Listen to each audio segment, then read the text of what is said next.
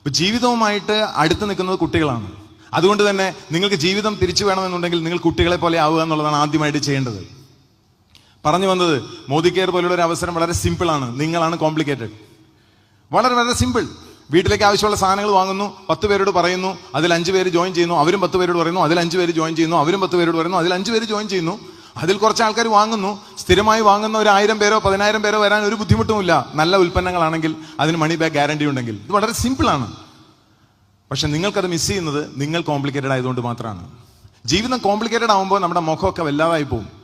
5-6 പരിപാടികൾ ചെയ്ത് എങ്ങനെയെങ്കിലുമൊക്കെ കഷ്ടപ്പെട്ട്, നിങ്ങളെല്ലാവരും പല കാര്യങ്ങളിലും പല സമയത്ത് കഷ്ടപ്പെട്ടിട്ടുണ്ടാവണം, പക്ഷെ ജയിച്ചു കാണണമെന്നില്ല. മോദി കെയർ പോലൊരു സ്ഥലത്ത് 3 കൊല്ലം കൊണ്ട് കളി തീർക്കാമെന്ന് നിങ്ങളുടെ അടുത്ത് കാണിച്ചു തരുന്ന തെളിയിച്ച ആളുകൾ നിങ്ങളോടൊപ്പം തന്നെയുണ്ട്. കണ്ണൂര് തന്നെയുണ്ട്, നിങ്ങളുടെ സ്വന്തം പ്രദേശത്ത് തന്നെയുണ്ട്. കിട്ടുമെന്നല്ല, കിട്ടിക്കൊണ്ടിരിക്കുന്നവരെ കാണിച്ചു കൊടുക്കാനുള്ള അവസരം നിങ്ങൾക്കുമുണ്ട്. ഇത്ര എക്സൈറ്റിംഗ് ആയിട്ടുള്ള ഒരു ഓപ്പർച്യൂണിറ്റിയിൽ എന്തുകൊണ്ട് നമുക്ക് ഗോൾ അടിക്കാൻ പറ്റാതെ പോകുന്നു?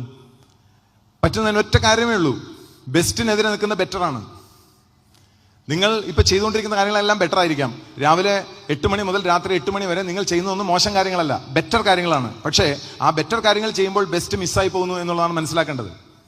നിങ്ങൾ വട്ടം തിരിഞ്ഞ് നട്ടം തിരിഞ്ഞ് നടക്കുകയാണ്. ഒരേ സ്ഥലത്ത് തന്നെ നിങ്ങൾ രാവിലെ 10 മണിക്ക് എത്തുന്നുണ്ടെങ്കിൽ അതിന്റെ അർത്ഥം നിങ്ങൾ വട്ടം കറങ്ങിക്കൊണ്ടിരിക്കുകയാണ് വർഷങ്ങളോളം.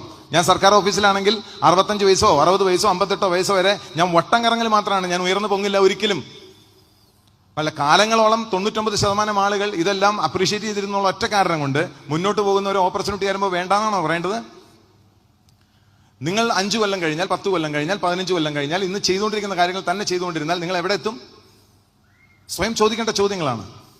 അതേസമയം ഇവിടെ എസ്കലേറ്റർ പോലെ വട്ടം കറങ്ങലല്ല, മറിച്ച് ഇതൊരു എസ്കലേറ്ററാണ്. നിങ്ങൾ കയറി നിൽക്കുന്നു, അത് മുന്നോട്ട് പോകുന്നു, അത് പിന്നെയും മുന്നോട്ട് പോകുന്നു. അടുത്ത 3 വർഷം കഴിയുമ്പോൾ വെറുതെ കയറി നിന്ന് 4ാം ക്ലാസ്സുകാരൻ മുകളിലേക്ക് പോകുമ്പോൾ പണ്ടത്തെ IAS കറങ്ങിക്കൊണ്ടിരിക്കണ്ടാവും, പ്രോബബ്ലി ഡിസ്മിസ്ഡ് ആയിട്ടുണ്ടാവും. ചിലർ ലൈഫിൽ നിന്ന് തന്നെ ഡിസ്മിസ്ഡ് ആയിട്ടുണ്ടാവും. കളിപ്രായം നിങ്ങളുടെ ജീവിതത്തിലേക്ക് കൊണ്ടുവരാൻ കഴിഞ്ഞാൽ, നിങ്ങളുടെ ഇന്നസെൻസ് നിങ്ങൾക്ക് കൊണ്ടുവരാൻ കഴിഞ്ഞാൽ, നിങ്ങളുടെ നിഷ്കളങ്കത നിങ്ങൾക്ക് കൊണ്ടുവരാൻ കഴിഞ്ഞാൽ മോദി കെയറിൽ നിങ്ങൾ സക്സസ്ഫുൾ ആവും. കാരണം മോദി കെയർ വളരെ നിഷ്കളങ്കമായ സ്ഥലമാണ്. അത് തെളിഞ്ഞ വെള്ളമാണ്, ദർപ്പണം ശൂന്യമാണ്. നിങ്ങൾക്ക് നിങ്ങളെ റിഫ്ലക്ട് ചെയ്യും, നിങ്ങൾ തന്നെ നിങ്ങളെ റിഫ്ലക്ട് ചെയ്യും. അതിനകത്ത് നിങ്ങൾ കണ്ടെത്തേണ്ടത് ഒരു കമ്മിറ്റ്മെന്റ് ആണ്. നിങ്ങൾക്ക് ഇല്ലാതെ പോകുന്നതും ആ കമ്മിറ്റ്മെന്റ് തന്നെയാണ്. ചെയ്യാൻ ആഗ്രഹിക്കും, വേറെ 10 കാര്യങ്ങൾ ചെയ്യും, വേറെ 10 കാര്യങ്ങൾ സ്വപ്നം കാണും, വേറെ 10 കാര്യങ്ങളെ കുറിച്ച് ഓർക്കും. ഇങ്ങനെ ചെയ്താൽ ഒരു കാലത്തും ഒരു ബലമുണ്ടാവില്ല. എന്ത് നേട്ടത്തിന്റെയും പുറകിൽ, നിങ്ങളുടെ ജീവിതത്തിൽ ഇവിടെ ഇരിക്കുന്ന എന്നെ കേൾക്കുന്ന നിങ്ങളുടെയൊക്കെ എല്ലാ നേട്ടത്തിന്റെയും പുറകിൽ എന്തെങ്കിലും നേട്ടങ്ങൾ നിങ്ങൾ ജീവിതത്തിൽ കൈവരിച്ചിട്ടുണ്ടെങ്കിൽ എപ്പോഴെങ്കിലും ചെയ്ത കമ്മിറ്റ്മെന്റിന്റെ ബേസിസിലായിരിക്കും അത് ചെയ്തിട്ടുണ്ടാവുക.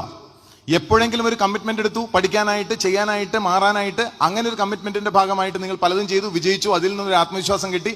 ആ കേപ്പബിലിറ്റി വെച്ചാണ് ഇപ്പോഴും കളിച്ചുകൊണ്ടിരിക്കുന്നത്. നിങ്ങൾക്ക് പുതിയതായിട്ട് എന്തെങ്കിലും വേണമെന്നുണ്ടെങ്കിൽ പുതിയ കമ്മിറ്റ്മെന്റ് എടുക്കാൻ തയ്യാറാവുക, ഫോക്കസ് ചെയ്യാൻ തയ്യാറാവുക.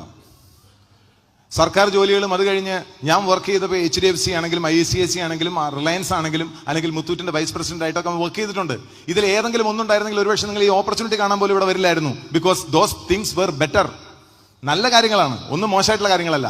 But this is the best, so I selected the best. കാരണം ആകെ 10000 ദിവസമേ ഉള്ളൂ ജീവിതത്തില്.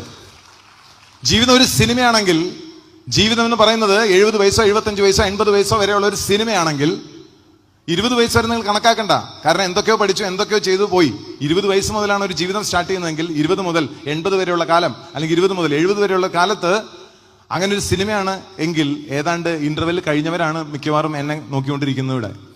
സ്വർണോ ഇനി ഇതൊരു ഹാപ്പി എൻഡിങ് ആയിട്ട് ശുഭം എന്ന് എഴുതുന്ന ഒരു കഥയാക്കി മാറ്റാൻ നിങ്ങളെ കൊണ്ട് കഴിയും. കാരണം ഈ സിനിമയുടെ നായകൻ നിങ്ങളാണ്, നായകൻ നിങ്ങളാണ്. വേണമെങ്കിൽ നിങ്ങൾക്ക് മാറ്റാം. അടുത്ത ഒരു അരമണിക്കൂർ റീലുണ്ടല്ലോ, സിനിമയുടെ റീല്, അതൊന്ന് ഫോക്കസ് ചെയ്യണം. അവിടെ ഒരു കമ്മിറ്റ്മെന്റ് എടുക്കണം. ഇങ്ങനൊരു ജീവിതം എന്നെ കൊണ്ട് പറ്റില്ല എന്നൊരു തീരുമാനം എടുക്കണം, ശപഥം ചെയ്യണം, എന്നിട്ട് ഇറങ്ങി തിരിക്കണം. ഒരു 10 ലോയൽറ്റി കസ്റ്റമേഴ്സിനെ 4 മാസം കൊണ്ടുവന്നാൽ തന്നെ നിങ്ങൾക്കാവാം ഡയറക്ടർ എന്ന് പറയുന്ന സംഗതി. 10 പേരോട് ഉള്ളിത്തട്ടി സംസാരിച്ചാൽ എല്ലാ മാസവും 10 പേര് വന്നാൽ 15,000, 30,000, 40,000, 45,000, 60,000 കഴിഞ്ഞു പരിപാടി. ഡയറക്ടർ ഇങ്ങനെ 14 പേരെ കൊണ്ടുവന്നാൽ തീരണതേ ഉള്ളൂ ഗ്ലോബൽ ബ്ലാക്ക് ഡയമണ്ട് എന്ന് പറഞ്ഞ സാധനം. അല്ലാതെ ശൂന്യാകാശത്തിലിരിക്കുന്ന സാധനമൊന്നും അല്ല ഇത്. എല്ലാവർക്കും അച്ചീവ് ചെയ്യാൻ പറ്റും. ഇതൊരു പിരമിഡ് അല്ല, ആദ്യം പോകുന്ന ആളുകൾക്ക് മാത്രം അച്ചീവ് ചെയ്യുന്ന സംഗതിയല്ല. ആരൊക്കെ ഈ റൗണ്ട് കംപ്ലീറ്റ് ചെയ്യണോ അവർക്കൊക്കെ കിട്ടുന്ന ഒരു പദവിയാണ് ഈ ഗ്ലോബൽ ബ്ലാക്ക് ഡയമണ്ട് എന്ന് പറയുന്നത്. സാധാരണക്കാർക്ക് വേണ്ടിയിട്ടാണ് ഈ പ്രോഗ്രാം വന്നിരിക്കുന്നത്, കോട്ടിട്ട ആളുകൾക്ക് വേണ്ടിയിട്ടൊന്നുമല്ല. പല കമ്പനികളും വന്നത് പലരുടെയും ജീവിതം തകർത്തട്ടാ, ആണോ അല്ലയോ? പല കമ്പനികളും വന്നത് പലരും ജീവിതം തീർത്തിട്ടാ. വലിയ കമ്പനികൾ, കാർ കമ്പനികൾ വന്നതൊക്കെ പാവങ്ങളെ നോക്കിയിട്ടല്ല. പക്ഷെ Modi care has come for the poorest of the poor people. സാധാരണക്കാർക്ക് വേണ്ടിയിട്ടാണ് ഈ കമ്പനി വന്നിട്ടുള്ളത്. അത് മനസ്സിലാക്കുക. ഇവിടെ പലരും രക്ഷപ്പെടുന്നത്. 3 പേരെ രക്ഷപ്പെടുത്തിയാൽ കാർ വാങ്ങിക്കാം, 6 പേരെ രക്ഷപ്പെടുത്തിയാൽ വീട് വെക്കാം. വേറെ ഏത് കമ്പനി തരുന്നുണ്ട് ഈ ഓപ്പർച്യൂണിറ്റികൾ? നമുക്ക് കഷ്ടപ്പാട് വന്നപ്പോൾ കൂടെ വന്ന ആളാണ് സുഹൃത്ത്, ആണോ അല്ലയോ?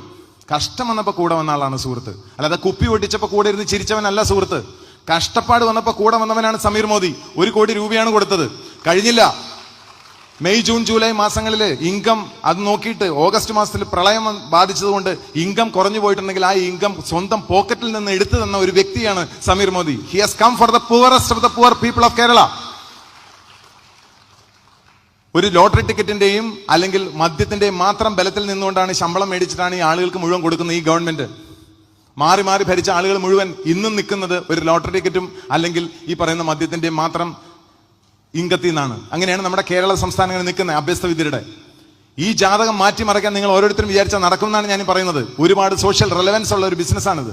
ഇടത്തട്ടുകാർക്കും പരസ്യത്തിനും പോകേണ്ട ഭീമമായ തുക സാധാരണക്കാരായ ആളുകളിലേക്ക് വീതിച്ചു കൊടുക്കുമ്പോൾ നല്ല ഒന്നാം തരം കമ്മ്യൂണിസ്റ്റുകാരന്റെ വർക്കാത്. അതിനുവേണ്ടി ഫൈറ്റ് ചെയ്യണം. സ്വാതന്ത്ര്യം വെറുതെ കിട്ടുന്നതല്ല, സ്വാതന്ത്ര്യം ഫൈറ്റ് ചെയ്തുണ്ടാക്കുന്ന സ്വാതന്ത്ര്യം, ആണോ അല്ലയോ? നല്ല ആൺകുട്ടികളും പെൺകുട്ടികളും ഉള്ള സ്ഥലമാണ് കണ്ണൂർ എന്നാണ് കേട്ടിരിക്കുന്നത് പഴശ്ശിരാജയുടെ കാലം മുതലേ. ഐസോർണോ? ഒരുപാട് പേര് രക്തം ചൊരിഞ്ഞിട്ടാണ് കിട്ടിയത് സ്വാതന്ത്ര്യം. പക്ഷെ അത് പൊളിറ്റിക്കൽ ഫ്രീഡം, ഫിനാൻഷ്യൽ ഫ്രീഡം കിട്ടുമ്പോൾ നിങ്ങളുടെ ഒക്കെ കാലുകൾക്ക് ബലമുണ്ടാവും. അനാവശ്യമായിട്ടുള്ള മീറ്റിങ്ങുകൾക്കൊന്നും പോകേണ്ടി വരില്ല. ആരുടെയും അടിമകളായി നിൽക്കേണ്ടി വരില്ല. വെറും നിഴലുകളായിട്ട് നിന്നിരുന്ന സ്ത്രീകളെല്ലാം ഇന്ന് നെടും തൂണുകളായി മാറിക്കൊണ്ടിരിക്കുകയാണ് മോദി കെയറിൽ. അതിന്റെ ഉത്തമ ഉദാഹരണമാണ് നിങ്ങൾ കുറച്ചു നേരം മുമ്പ് കണ്ട വിജയലക്ഷ്മി എന്ന് പറയുന്ന വ്യക്തി, കർണാടകയിൽ നിന്ന് വന്നത്. 8ാം ക്ലാസ് മാത്രം പഠിച്ച ഒരു പാൽക്കാരിക്ക് സ്വന്തം കാറ് വാങ്ങി, ബെൻസ് വാങ്ങി, അവിടെ നിന്ന് ഡ്രൈവ് ചെയ്ത് ഇവിടെ വന്ന് കേരളീയരോട് സംസാരിക്കാനുള്ള ചങ്കൂറ്റമുണ്ടെങ്കിൽ അത് നിങ്ങൾക്കില്ലേ? ആ ചങ്കൂറ്റം പൊരുതാനുള്ളതല്ലേ ജീവിതം? വെട്ടിപ്പിടിക്കാനുള്ളതല്ലേ ജീവിതം? പിടിച്ചടക്കാനുള്ളതാണ് ജീവിതം. എവിടെയും ഓക്കാനിച്ചിരിക്കാനുള്ളതല്ല, എങ്ങനെയെങ്കിലുമൊക്കെ ജീവിക്കാനുള്ളതല്ല. എങ്ങനെയെങ്കിലും കഴിഞ്ഞുകൂടാനാണ് പ്ലാനെങ്കിൽ കണ്ണൂരുള്ള മൃഗങ്ങളും പക്ഷികളൊക്കെ നിങ്ങളെക്കാൾ നന്നായി കഴിഞ്ഞുകൂടുന്നുണ്ട്. വെറുതെ കഴിഞ്ഞുകൂടാനല്ല, സാധ്യതകളുടെ അങ്ങേ അറ്റത്തെത്താനുള്ളതാണ് ജീവിതം. നമ്മുടെയൊക്കെ കാരണവന്മാർക്ക് ഇല്ലാതെ പോയ ഒരുപാട് ഗുണങ്ങൾ നമുക്കിന്നുണ്ട്. ഇന്ന് നിങ്ങളുടെ കയ്യിൽ ഒരു മൊബൈൽ ഫോൺ നെറ്റ് കണക്ഷൻ ഉണ്ടെങ്കിൽ പോലും നിങ്ങളൊരു സാറ്റലൈറ്റിനെ പോലെ പവർഫുൾ ആണ്. You are powerful as A satellite even if you have A mobile phone with a net connection. എന്താ കാരണം? ഒരു മൊബൈൽ ഫോൺ കയ്യിലുണ്ടെങ്കിൽ വെറുതെ കളിച്ചോണ്ടിരിക്കുകയല്ല. നിങ്ങൾക്ക് ആയിരക്കണക്കിന് ആളുകളിലേക്ക് ഒരു സാധനമോ സേവനമോ ആശയമോ എത്തിക്കാനുള്ള ഒരു വലിയ ഓപ്പർച്യൂണിറ്റിയാണ് മൊബൈൽ ഫോൺ കണ്ടിരിക്കുന്നത്, അല്ലെങ്കിൽ ഈ പറയുന്ന ടെക്നോളജി നമുക്ക് തരുന്നത്. സോ ടെക്നോളജിയുടെയും MLM-ന്റെയും സാധ്യതകളും മോദി കെയറിന്റെ സാധ്യതകളൊക്കെ വെച്ചുള്ള ചിറകുകളിൽ പറക്കാൻ കിട്ടുന്ന ഒരു ഓപ്പർച്യൂണിറ്റി കിട്ടുമ്പോൾ കൂടെയുള്ള ആളുകൾ മുഴുവൻ ഇഴഞ്ഞു നടക്കാമെന്ന് കരുതി പറക്കാതിരിക്കുകയാണോ നിങ്ങൾ? ഒരു സൊസൈറ്റിയിലെ വെറും 1% പേരിന് മാത്രം അറിയാവുന്ന ഈ ബിസിനസ് പുറത്തേക്ക് ഇറങ്ങുമ്പോൾ 99% ഓഫ് ആൾക്കാർ നിങ്ങളെ കളിയാക്കും, അല്ലെങ്കിൽ നിങ്ങൾ അത്ഭുതത്തോടു കൂടി നോക്കും. അത് സ്വാഭാവികം.